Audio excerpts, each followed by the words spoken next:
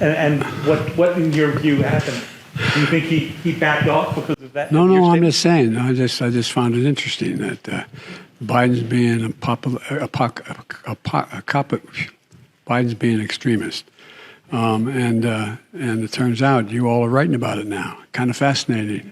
Now I've been given a list of 10 people that I'm supposed to call on, and you're all supposed to ask me one question, but I'm sure you'll ask me more. And so let me start off with a list I've been given. Zeke Miller, Associated Press. Thank you, Mr. President. I have 2 questions for you. As you mentioned, How come we never hold you guys the same standard you hold us to? But anyway, go ahead. Nancy, CBS, Nancy Cordes. Thank you, Mr. President. I have a few questions. Been saving them up. First of all, and then my final question. Okay, Phil Mattingly, CNN. Thank you, Mr. President. I have 37 questions. Okay. And Mr. President, last question on humanity. I know everybody else got some. Well, you're coming. Okay, go ahead. Last question. Okay, excuse me. These 10 questions are really going quickly.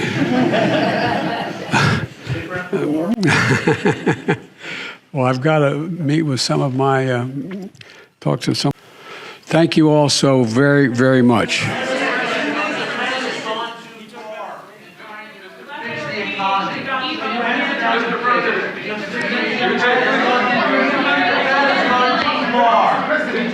Thank you very, very much.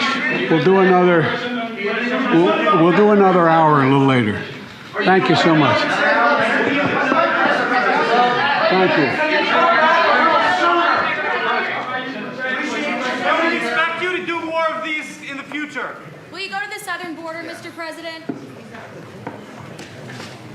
College admissions and affirmative action. What can and are you planning in case of a rollback that is expected? There are legal analysts that say that there will be drastic implications. There are tentacles from this, and they even say that this could impact Brown v. Board, the decision from Brown v. Board. Well, you know, first of all, I asked our Justice Department to defend the present policy before the Supreme Court. And like a lot of pundits, I'm not prepared to believe that the Supreme Court is going to overrule the existing decision. That's far from certain, and I don't believe that. Number two, there are a number of things that we can and must do to make it. And by the way, this is a case involving an Asian American in terms of getting into school, and whether there's affirmative action makes sense at all from the standpoint of those who are arguing against it. But you know, the fact is that we're also in a circumstance where there's a lot that we can do in the meantime to make sure that there's an access to good education across the board.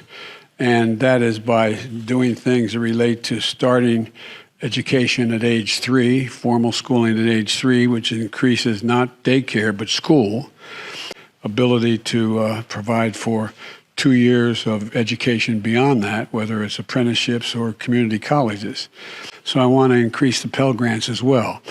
But let's see what the Supreme Court decides. And I am hopeful, and our team and the lawyers who argued for us are not nearly as certain as the people you quoted as saying it's going to be overruled.